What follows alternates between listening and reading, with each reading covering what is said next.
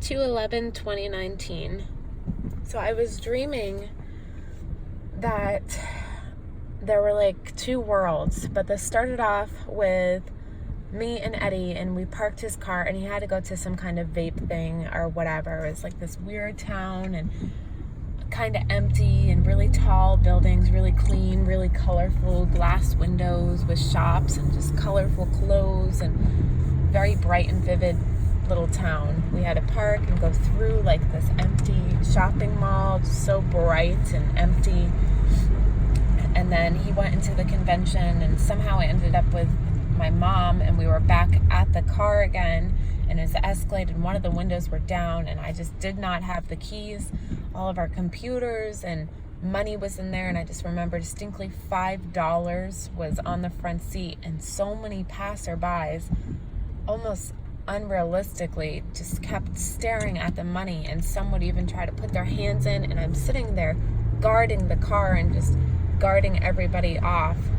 And then somehow I have to go find the car again, so I'm looking for Eddie. I go into the big convention hall, and there's probably a group of small people. There's like not a lot of people in this dream at all. And Eddie's like, I'm looking and I'm pushing through all of them, and I'm like, where's the keys? I have to roll the windows up. And Eddie pushes kind of through at the back of the door to get into this little crowd of people in the beginning of the building. And then that kind of ends right there. And then somehow I'm in this like place, and it's so much different than the place I was before. It's like, this is where the other world part kind of comes in. So the first thing I noticed, the place looks like a park. It kind of looks like the Boston Commons, but a little more confined. So that's what I would, more trees, a little bit narrower, almost like there would be some kind of body of water or something over the edges of this place. It's a small little area, and it's dark, it's gloomy compared to the place that I was just at. And there's this huge, over this hill, there's like, it's almost like a slip and slide, but it's a natural substance being heated by fire. There's just kind of like these handmade, almost like scary looking, just prehistoric machinery type things blowing flames out of them. And it's all over this, like, it looks like ice. That's what it looks like. It looks like a big thing of ice, and there's like a few people running around like in their underwear, and just they don't look like they're ready to be in whatever type of weather this is. It wasn't cold, but it was just weird. And then I went to like kind of touch it, and it wasn't like, it felt like an oil, like a lubricated like oil, but nothing came off of my hands. That was just like the sensation I got when I touched it. And there was two people at the top of this thing, and they ran down it, and then they just started sliding like on their bellies, like a slip and slide all the way to the end, and they kind of stumbled on the pavement, and they got a little cut up or whatever, and they're just laughing, and I yelled back at them. I'm like, what is this? What is this made out of? What kind of material is this? And they didn't even see me. They didn't turn, they didn't flinch at my voice, they didn't acknowledge me, they didn't respond. Very weird, made me feel very, very uncomfortable, to the point where I wanted to leave right away. Like, I felt like I wasn't supposed to be there for some reason at that moment. And I'm leaving, and then there's a woman on a bench, and she's reading this thing, and it's not like a newspaper, it's not like a tablet. I don't know what it is. It's between her two hands, like she would be sitting properly on a bench, like holding a newspaper up towards her face.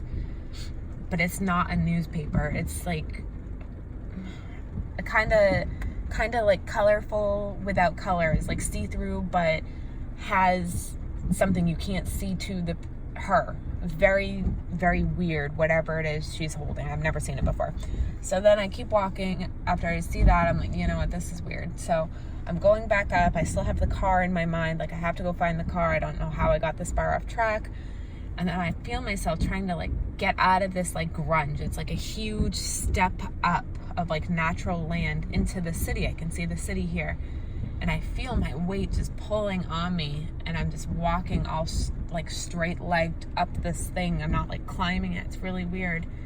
And this girl looks at me as I'm getting up, this woman, and she's like, you have no idea how weird that just looked. That was so cool. And I'm like, what? And she's like, the way you walked up here. And I'm like, what? And then I just kind of have like this flashback in my dream, almost like a movie of what she's talking about.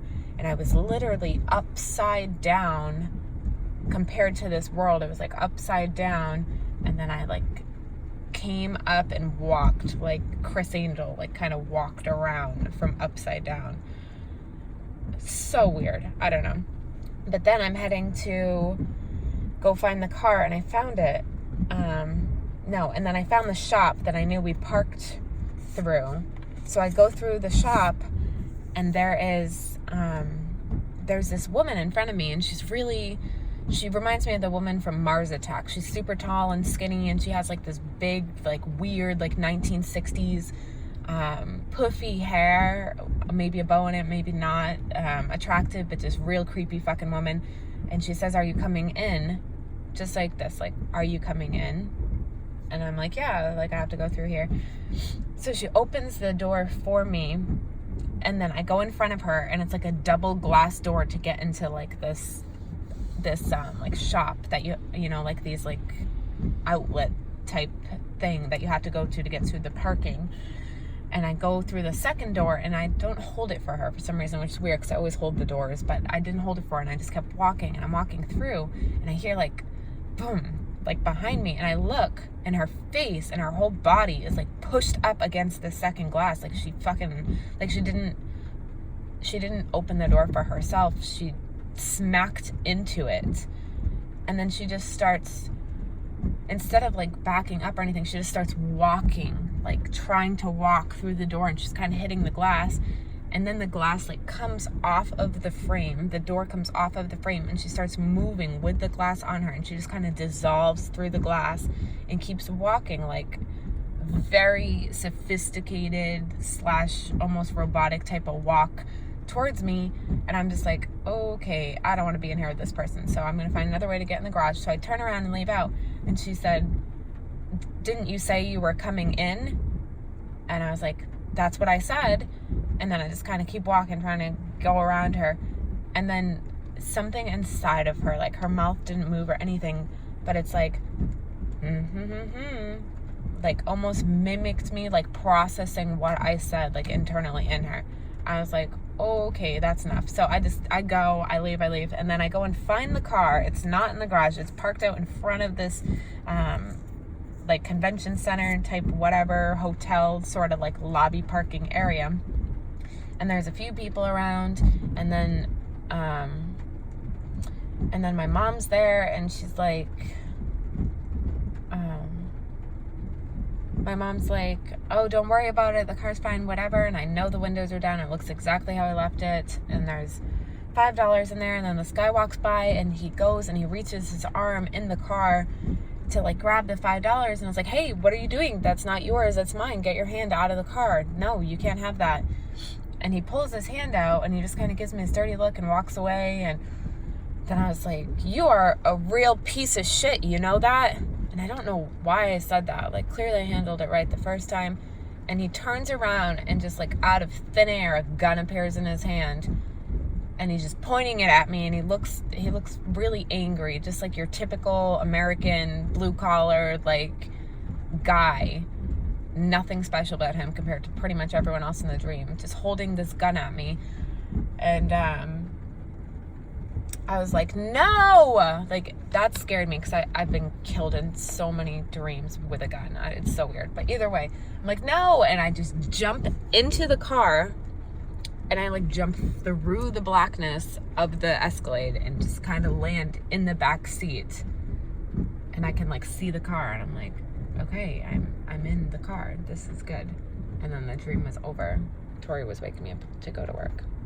But there you have it.